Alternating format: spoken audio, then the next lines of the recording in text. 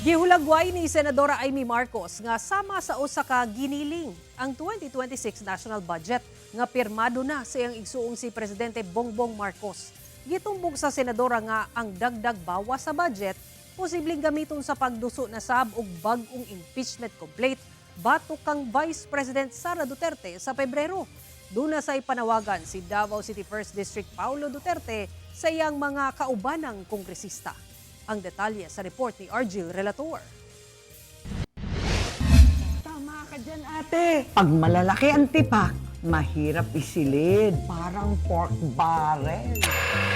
Kaya ang ginagawa, ginigiling. Para di halata? Para mas madaling sibain.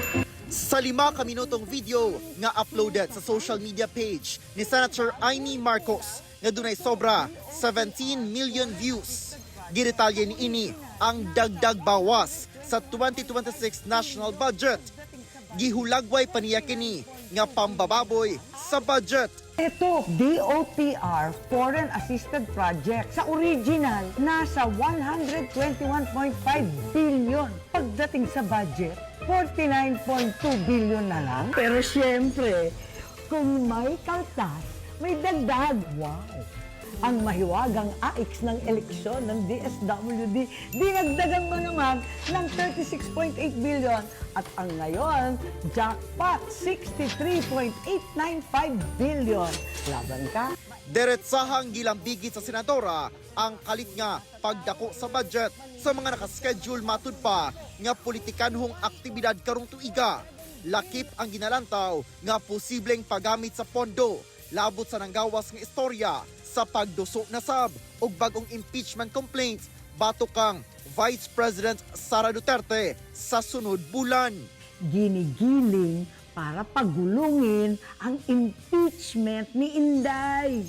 Si Senate President Tito Soto ni alma sa pahayag ni Senator Amy. Gitawag kini ni Soto nga unfair ug baseless. Wala matud pa na isgutan ng impeachment ni VP Sara ato sa budget deliberations. Una pa man ang bisan unsa nga impeachment complaint sa Pebrero, si Congressman Paulo Duterte nga nawagan sa iyang mga kaubanan nga dili ipasa sa katawhan ang desisyon nga hagbayrang giluto. Sayod matud pa ang tanan sa politika nga walay libreng pirma. Kung pila man matud pa ang gisaad kanila, bugti sa pirma. Kwarta ka na sa katawhan. Giawhag ni Congressman Polong ang mga Pilipino nga dili magpakahilom. Ibulgar kung dunay ghost projects sa ilang mga lugar o katungod nga magpasaka og kaso batok sa opisyal sa gobyerno. Dugang niya nga ang impeachment dili political favor, dili bayad nga serbisyo o dili utang na loob. Labot kini sa accountability o kung dili matud pa kayang mutubag ngadto sa katawhan o mutindog sa kamatuuran, dili gamiton ang ngalan sa katawhan aron tabunan ang ilang desisyon. Ginakuhaan pa og pahayag ang Malacañang labot ni ini. Ako si Argil Relator. 1 Mindanao.